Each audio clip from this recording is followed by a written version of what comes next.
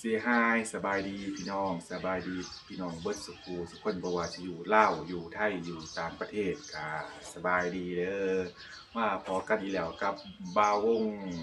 มื้อนี้ใส่เสื้อที่เอามาล่าซื้อให้เลยพี่น้องอืมไปเนาะบ่อยข่อยเห็นบอกให้บ่วงโกนหนวดบ่ซั่นโอ้ยคือบ่คือเด้พี่น้องอืมบอกแล้วบ่วงบ่อยากโกนพี่น้องมันอยากคือกระเทยนี่ ผมก็ตัดมาเมื่อวานนี่พี่น้อง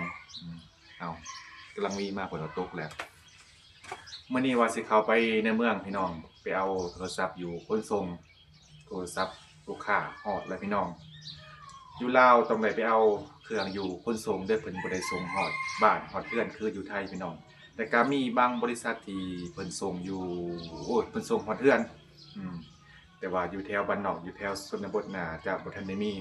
ถ้าสิมีก็มีอยู่ในเมืองพี่น้องเป็นอย่าพัวเด้พี่น้องโกนหนวดโกนเข้าแล้วโอ้มันแปลกๆไหมแต่ก็บ่เป็นหยังเผื่อ FC บ่วงจัดให้มื้อนี้ก็สิเอาเครื่องไปให้ลูกค้าแล้วก็สิเดินทางกลับไปบ้านอ้าวหรือว่าบ้านอาอยู่ลาวเอิ้นว่าอ้าวน้องพ่อเอิ้นอ้าวแต่ว่าอยู่ไทยเอิ้นอาโอเคพี่น้องเดียวเดินทางเข้าในเมืองก่อนพี่น้องเดียวพอกันอยู่ในเมืองไป let's go ไปทีละฮอดถนนใหญ่ละพี่น้องนี่จะเป็นถนนเส้นหลักของเมืองท่าบางทองอันนี้จะเป็นทางแหวกเข้าหมู่บ้านบ่าวงพี่น้องนี่กับบ่อยากสิเว้าพี่น้องคนทางเข้าหมู่บ้านในลาวก็เป็นคือกันเบิดจ้านี่เป็นคุมเป็นบ่อก็ตามนั้นล่ะพี่น้อง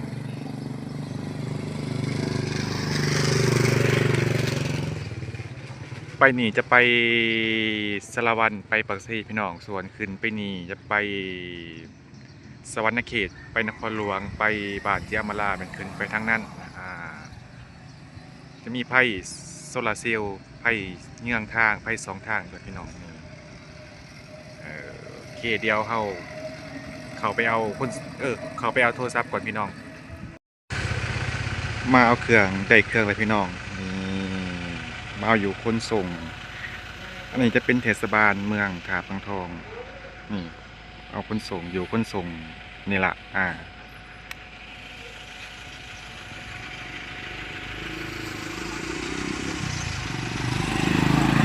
ี่พี่น้องบรรยากาศสดๆจากเทศบาลเมืองท่าบางทอง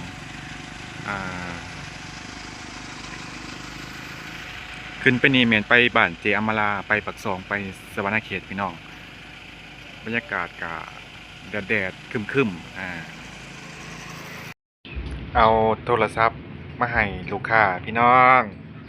มีลูกค้าใจดีซื้อโทรศัพท์ซอยบ่าววงเป็นรุ่น11 Pro Max พี่น้อง11 Pro Max ราคาก็ประมาณ 8,000บ่วะ8,000 ถ้า 9,000 ประมาณนี้แหละพี่น้อง4 ล้านปลายแถมทางในจะมี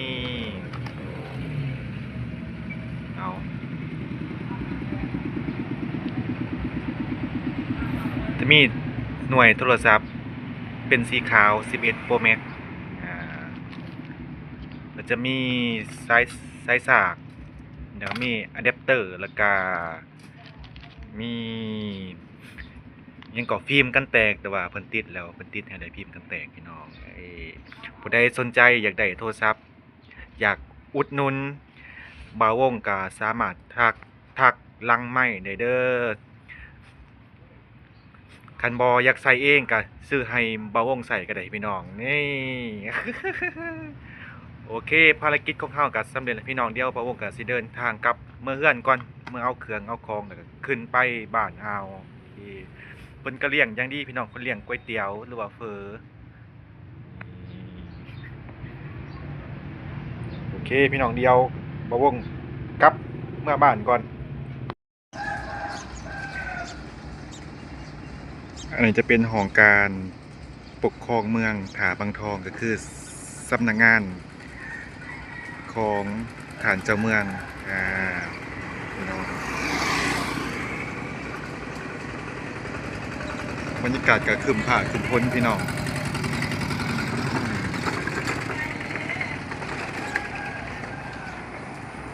เอามีเฮ็ดอยู่ส่วนนี้จะเป็นโรงเรียนที่บ่วงมาเข้าตั้งแต่ม .1 ฮอดม .7 พี่น้องนี่บ่วงเข้าเรียนอยู่นี่ล่ะ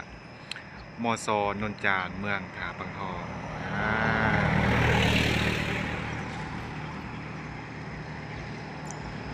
มวนพี่น้องเขาโรงเรียนตอนมัธยมมีความสุขมีหมู่หลายมวนนี่พี่น้อง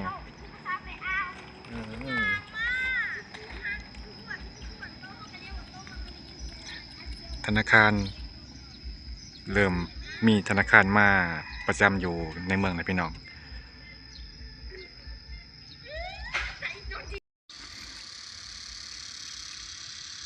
บ้านแก่งแกบเมืองถาปังทองแขวง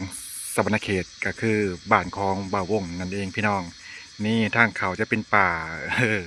จะคือเขาไปป่าไปดงนี่เนาะพี่น้องจะคือทางไปไห่ไปหน้ายังเป็นทางธรรมศาสตร์พี่น้องกับบตีกันบ้านใดกับเป็นคือกันพี่น้องแบบนี้ละทางเข้าบ้านเข้าเมืองมันคือหูนั่นละโอเคเดี๋ยวเขาไป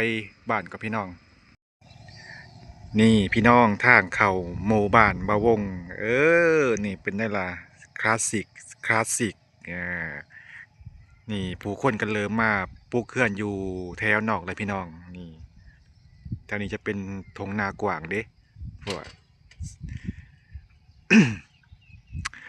ก็จะเริ่มออกมาอยู่แคมทางเลยพี่น้องออกมาปลูกอยู่แถวนอกเพราะว่าอยู่ในมันคับแคบเด้เออจะประมาณนี้พี่น้องมีแต่ป่าไม้แล้วก็คุ้มเออก็บ่เป็นหยังเนาะค่อยๆพัฒนากันไปอีกจัก10 ปีหนทางอาจสิดีก็ว่าบ่ได้เด้พี่น้องเนาะบรรยากาศก็ครึ้มฟ้าครึ้มฝนนี่บ่แดดพี่น้องมื้อนี้อากาศดีอยู่เด้โอเคพี่น้องเดียวบ่าวงขับรถเข้าไปในบ้านก่อนไปหากินข้าวเช้าก่อนพี่น้องตอนนี้ก็9 โมงสิเข้า10 โมงแล้วหิวข้าวเช้าบ่ทันได้กินเลยโอเคเดี๋ยวไปก่อนพี่น้องกัดเอากินข้าวเช้าข้าวเที่ยงพี่น้องนี่มีจามหัวใจกินกับเป็นทั้งอ้ายเป็นทั้งหมู่กินกับเลยกินแล้วก็สิเดินทางไปบ้านหัวหน้าไปบ้านอาวเพราะว่าอยู่บ้านผมมีเวียงเห็ดเลยพี่น้องนะนี่นะกันดูไทยหน้าบ่เนี่ยแล้วบ่ไทยหน้าหวานนะก็ดำกี่ปีให้ใหญ่หวานแล้วหายหน่อยให้สายดำเอาหน้าคุณเห็ดเดี๋ยวบ่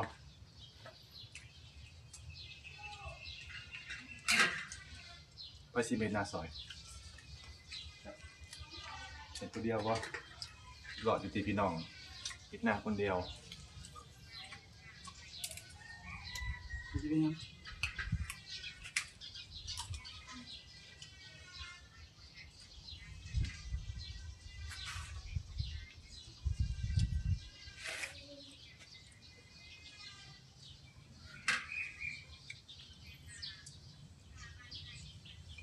ไปส่งโทรศัพท์ให้เขาพี่หน่อยเด้สุกชะดงซื้อโทรศัพท์นั่งไปขี่ได้เนาะ11 Pro Max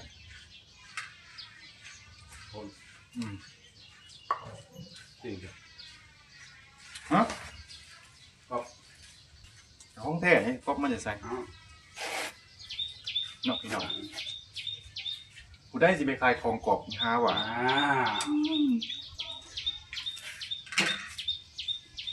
มันเคยเอาไปแล้วไปเจอของกรอบเหมือนจ๊ะเห็นว่า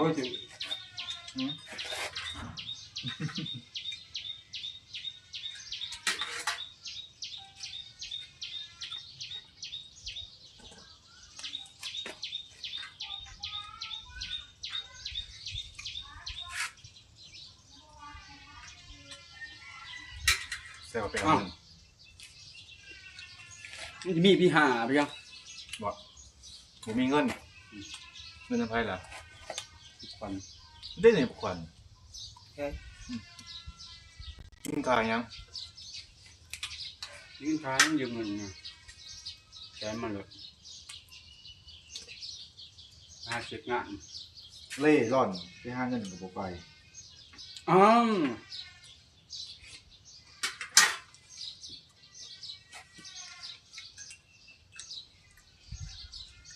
อยู่ช่วงไหนมันอย่างเขาให้เขารวยก่อนแล้วนะลงยาลืมกันหรอกเยี่ยมเนี่ยเป็นนี่มันคุก เล่นแล้วกันบ่ได้ถอนคนอื่นก็เล่นอยู่แล้ว มาเยอะมาก ไปหาของมันก็หายบ่ได้นี่แล้ว พอเขา พอก็ดีมีเฮากระทาวแล้วมีเงิน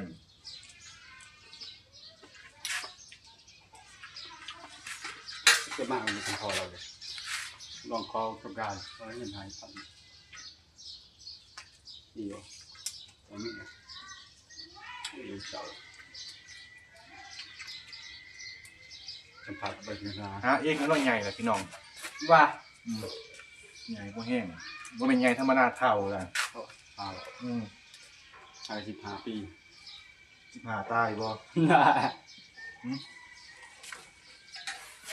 ทำก็หยุด 15ปีตายบ่ทันได้อยู่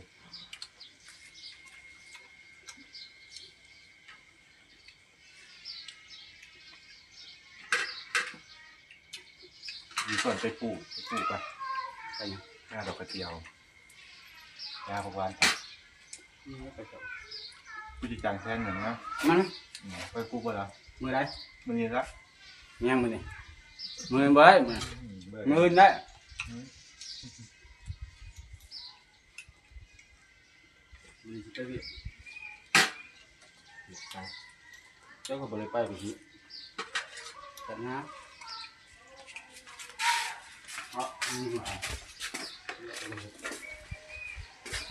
ไปต้นนึกถึงบาทนะนี่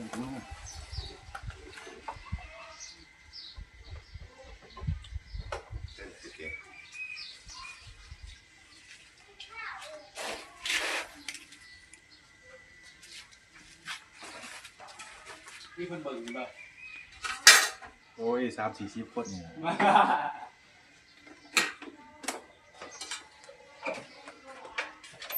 ยังไม่แรก